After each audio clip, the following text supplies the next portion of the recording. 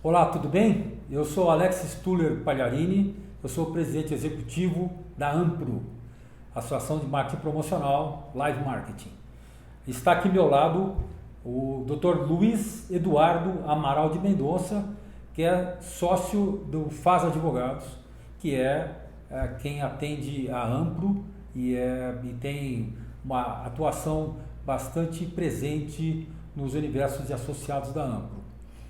Bem, quem está nos acompanhando desde o início, né, desse problema do coronavírus, tem visto que a Ampro tem procurado auxiliar os seus associados nas decisões a serem tomadas, enfim, tentar mitigar e tentar minimizar os efeitos desse vírus desconhecido de todos.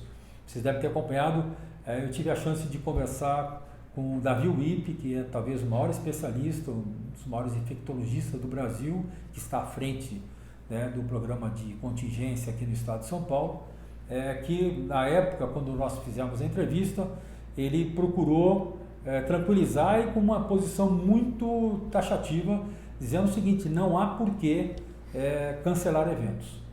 De lá para cá, os casos foram aumentando, ainda de uma forma controlada, e ontem nós acompanhamos a coletiva de imprensa com o João Dória e o próprio Davi Wipp liderando essa coletiva, ainda estabelecendo que não há cancelamentos de eventos recomendados no estado de São Paulo. Mas a gente sabe, a gente tem acompanhado o mercado, e o mercado, impactado por tantas notícias por aí, tem lidado com muitos cancelamentos de eventos. Isso está acontecendo, por mais que haja uma recomendação em sentido contrário, não tem jeito. Eu acho que o impacto das notícias e as redes sociais, né, de alguma maneira criando um clima de muitos cancelamentos de atividades e tudo mais. Pois bem, dentro desse panorama todo, o FAS Advogados desenvolveu um paper orientativo. Esse paper será compartilhado com todos os associados, com mais detalhes, mas nós vamos gravar esse vídeo. Agradeço muito ao Luiz Eduardo pela sua disposição, pela iniciativa, né? Parabenizar pela iniciativa e também pela disposição de dividir isso com a gente aqui, porque a gente vai entrar agora nesse assunto. O assunto é qual o impacto, né, do ambiente de trabalho, de saúde, dos colaboradores das empresas, né, dos nossos associados e da empresa de modo geral, perante o Covid-19, perante o coronavírus, né? Então, a primeira pergunta que eu faria para o Luiz Eduardo é: o que a empresa pode, em síntese, o que deve fazer para salvaguardar o ambiente de trabalho e a saúde dos colaboradores, de uma maneira geral? Bom, primeiro é um prazer estar aqui com a Ampro. A gente está sempre muito ligado ao ramo de eventos, então nós temos visto aí realmente, por mais que as notícias sejam de não cancelamento, existe um impacto no mercado, uma preocupação e principalmente uma preocupação com os empregados. O que nós vamos tratar aqui hoje, basicamente, é com relação aos empregados, com o vínculo empregatício CLT, porque se a relação for uma relação autônoma, se for uma relação de pessoas jurídicas, a relação é comercial e aí caberá só aos contratantes, de lado a lado, com ampla liberdade para combinarem aquilo que melhor entenderem. Mas com relação à regra trabalhista, a nossa CLT é ainda um pouco protetora, então a gente precisa tomar alguns cuidados. O ambiente saudável é uma obrigação da empresa em proporcionar isso aos seus empregados. Portanto, aquelas primeiras práticas que a gente sugere, o primeiro ponto é informação. É essencial que os empregados e toda a empresa tenham informação sobre o que é o coronavírus, a sua forma de transmissão, e com algumas cartilhas que a gente vem sugerindo que incentivem o uso do álcool gel, do sabonete líquido, de lavar as mãos, o hábito de chegar da rua e lavar as mãos. A respeito disso, até fazendo um breve parênteses, a Ampro tem compartilhado essas orientações. Sempre que surge algo novo de prevenção, a gente está compartilhando com todos os associados, né, em termos de prevenção.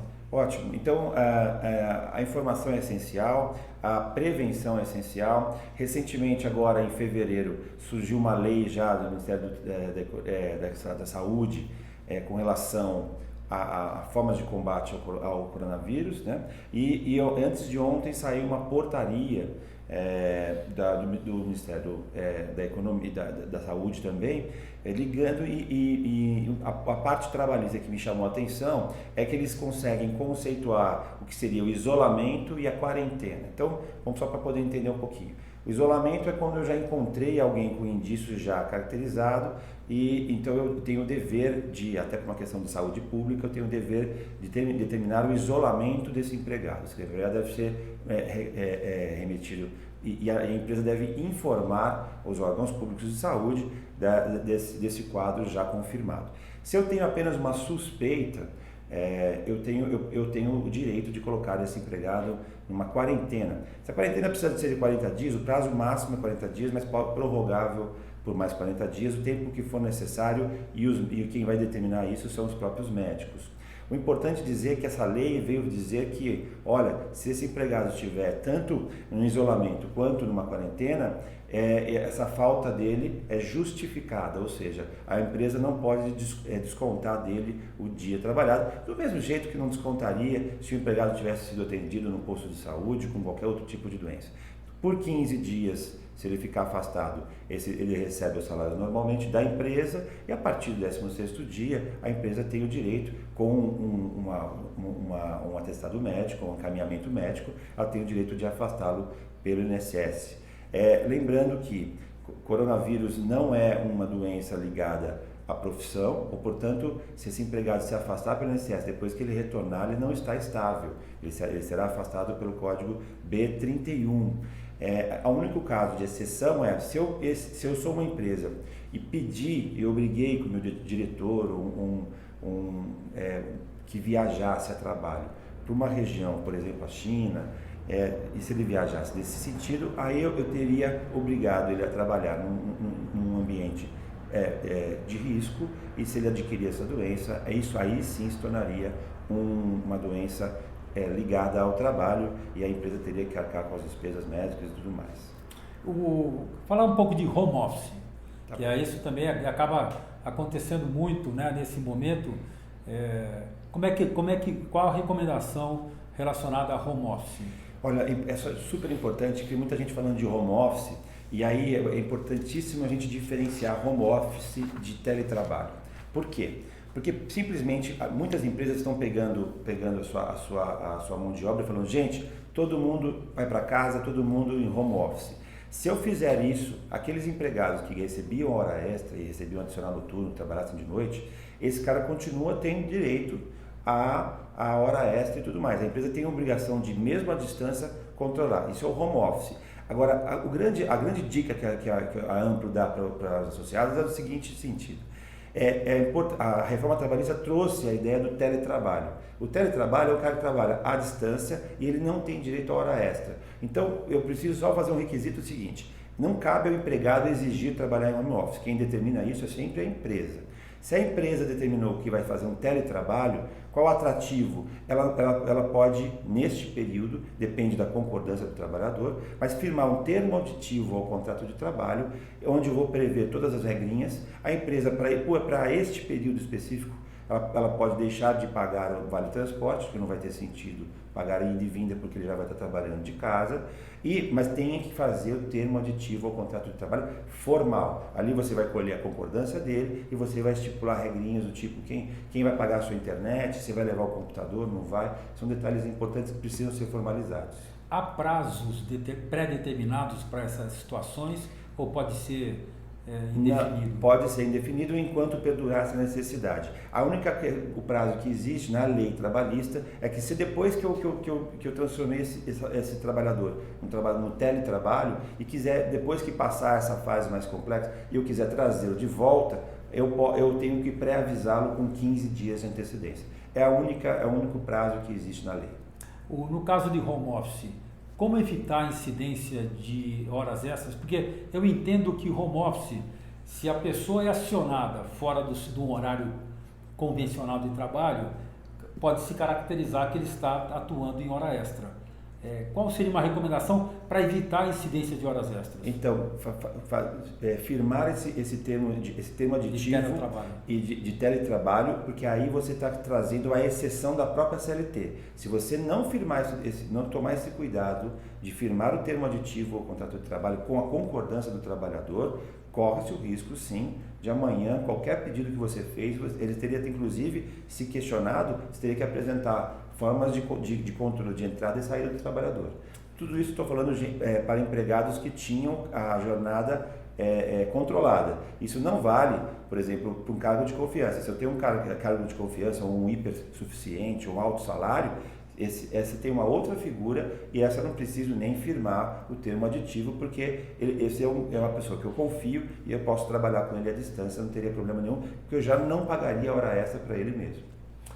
Tem um outro ponto aqui que eu estou vendo no paper que vocês apresentaram, que é a coisa de sigilo e confidencialidade do estado de saúde do empregado. Então, por exemplo, a gente tem ouvido falar assim, não, olha, aqui já tem uma suspeita de um caso, não sei quem está com suspeita e tal. Qual a orientação a respeito disso, né?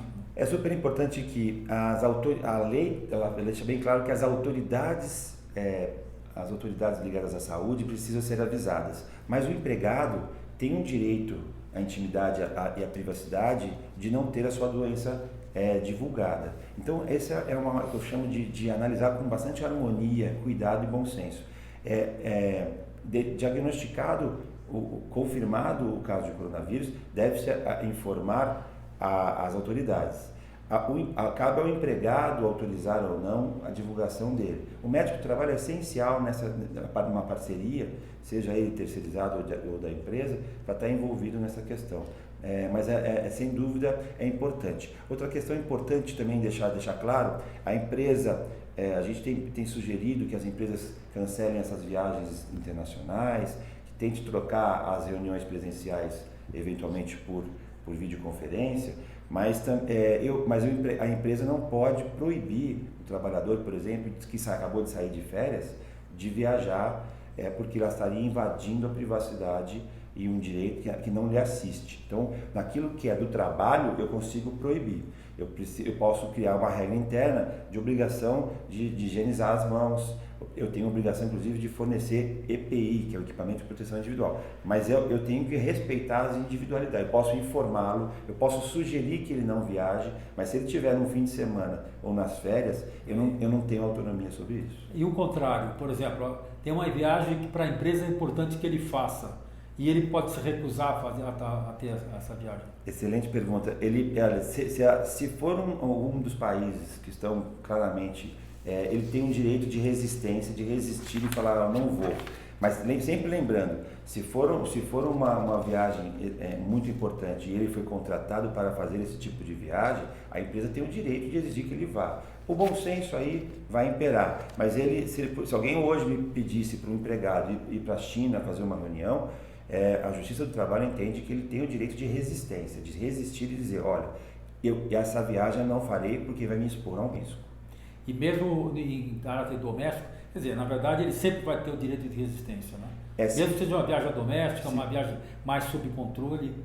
Uma viagem doméstica, a entendimento é que ele tem que cumprir, porque o fato de estar em home office, dentro da empresa ou não, ele tem que cumprir suas funções. Não é uma autorização para uma licença remunerada para não fazer nada. Então, numa viagem doméstica até agora, a nossa orientação está sendo no sentido de que você tem o dever, empresa, de orientá-lo, de que essa viagem doméstica, no Brasil, não, embora exista a pandemia declarada, mas no Brasil não temos motivo para alguém deixar de ir de um estado para o outro por conta do coronavírus. Férias coletivas, quer dizer, algo que deve estar se passando pelos empresários agora, porque o que acontece é que, enfim, os nossos associados em maior número são as agências, e elas, historicamente, janeiro e fevereiro, o primeiro trimestre é um trimestre muito fraco. E aí, quando esperava-se, né, iniciar com tudo em março, vem esse contrapé. Então é lógico que deve estar se passando na cabeça de alguém, enquanto tiver esse período de muitos cancelamentos, de muito pouco trabalho, pensar em férias coletivas. Como é que se daria férias coletivas? E podemos fazer férias coletivas por que períodos? As férias coletivas estão previstas na CLT. Eu tenho que pré-avisar a coletividade, então tem que ser para todos, com 15 dias de antecedência. Existe essa regrinha, e também avisar o Ministério da Economia, que é o antigo Ministério do Trabalho, né? Agora foi tudo unificado no Ministério da Economia. Eu tenho algumas obrigações legais, mas é possível, é uma boa saída para as pessoas. Agora estão perguntando muito para mim se eu posso antecipar. Se eu tiver no período aquisitivo, que é o período dos primeiros 12 meses, eu posso antecipar uma proporcionalidade, antecipar a concessão, mas não acho que seria uma boa saída, e nem poderia fazer antecipação de férias no âmbito individual. Então, dar férias individualmente, também existem alguns requisitos. No caso do individual, eu preciso incluir o meu e-social lá com 30 dias de antecedência, combinar isso com o empregado. Então, é uma saída. Uma outra saída, talvez um pouco mais barata, porque as férias é o valor do salário mais 1/3. Uma outra saída um pouco mais barata pode ser você dar uma licença remunerada de 30 dias. Essa licença remunerada, considerando para essas pessoas, eu poderia pagar os salários, mas eu não teria obrigação. Por exemplo, nasceria um novo período aquisitivo para férias, então ele diminuiria um pouco o direito das férias, e também não pagaria 1/3. Tem empresas fechando, pensando realmente em mandar a gente embora, por conta do cancelamento de eventos e tal. Me perguntaram muito se por acaso uma saída seria, tendo em vista que não é uma vontade da empresa, e sim uma necessidade de uma pandemia. O pessoal perguntando: Luiz, e aí, eu posso dispensar na modalidade, rescindir esse contrato de trabalho na modalidade de uma força maior? O que eu tenho dito, sim, uma pandemia é um motivo de força maior, claro, mas é importante que a empresa faça com muito cuidado, porque isso implica numa economia, sem dúvida. Por exemplo, a título de exemplo, na lei do FGTS está previsto que, se eu rescindir o contrato por força maior, a multa de 40% do FGTS se transforma numa multa de 20%. Só que a empresa tem que guardar muitos documentos comprobatórios de que de fato, aquela rescisão daquele contrato se deu por conta de uma força maior. Então, assim, alguém que tenha um cancelamento de um evento e linkando ao coronavírus, com a autoridade proibindo o evento num determinado estado, eu tenho que guardar esses documentos todos comprobatórios para poder justificar essa rescisão de um contrato por meio de força maior. Porque se eu não tiver essas provas linkando ao coronavírus, amanhã corre-se o risco de a Justiça do Trabalho entender que houve uma fraude e que deveria ser pago os outros 20%. O simples estabelecimento de pandemia já não caracteriza estado de força maior? Traz uma facilidade maior para a comprovação de uma força maior. Sem dúvida uma presunção de força maior. Mas é importantíssimo que a empresa tenha documento comprobatório do porquê que eu tenho que mandar tal pessoa embora. Entendi. Olha, essa pessoa estava programada para este evento, foi contratada para este evento, e este evento não vai acontecer, e veja aqui que eu recebi uma notificação do município dizendo que por conta do coronavírus foi suspenso o evento. Então aí eu fiz o link, eu tenho a explicação do porquê que eu contratei, o job description dele bate com a atividade que ele exerceria, e aí sim eu poderia aplicar. Agora, mas a gente está vivendo agora uma situação contraditória, porque existe o estado de pandemia, mas ao mesmo tempo ontem ficou claro, no estado de São Paulo não existe a recomendação de cancelamento de eventos. Como lidar isso no caso de força maior? Por um lado, existe uma autoridade, que, no caso Davi Wip, na condição de líder desse programa de contingenciamento, e o próprio governador do estado dizendo que não há motivos hoje para cancelamento de eventos. Mas tem uma pandemia estabelecida pela OMS.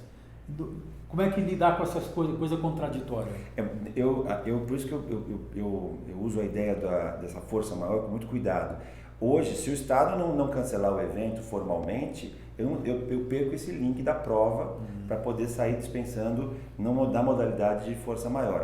Aí se você optou por mandar embora mesmo, ou você combina com a pessoa e faz um mútuo acordo, que também é mais barato, ou você dispensa sem justa causa e aplica uma multa de 40% e não uns 20%, que a gente estava tratando.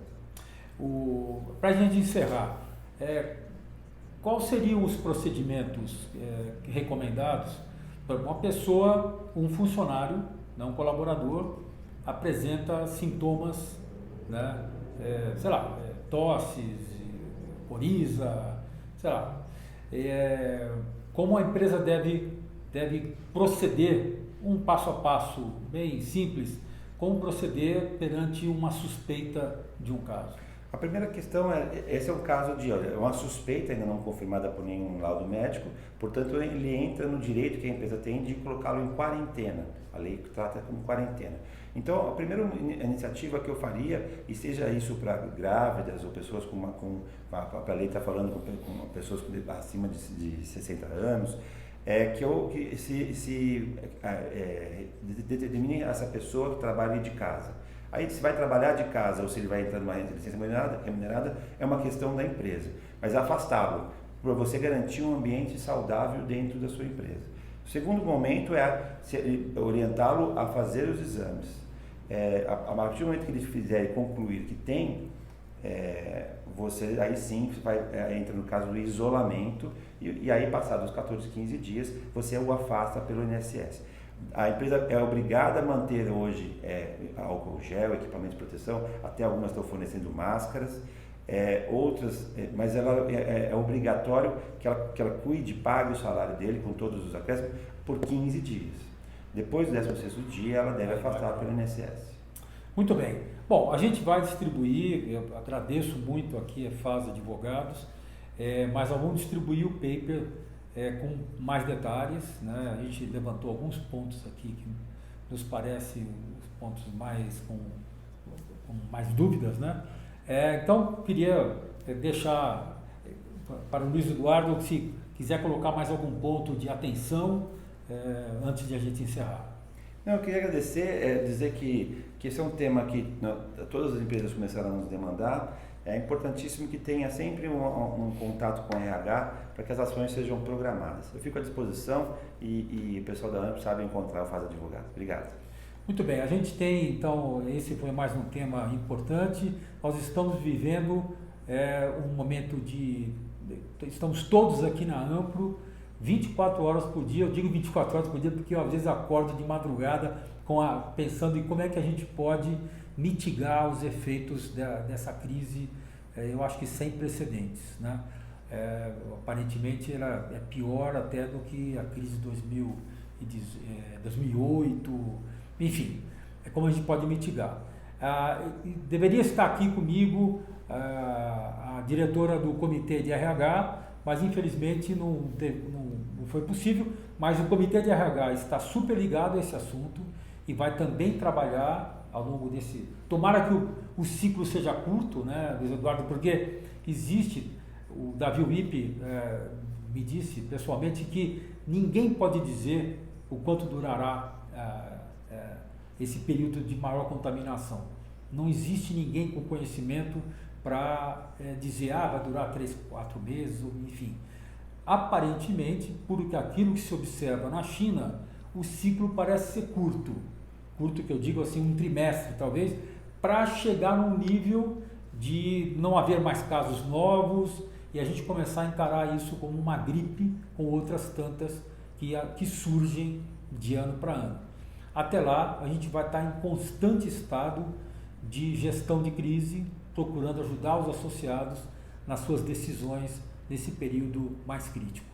Então, agradeço mais uma vez essas orientações muito importantes e vocês irão receber, os associados irão receber o paper com mais detalhes. Muito obrigado, até a próxima.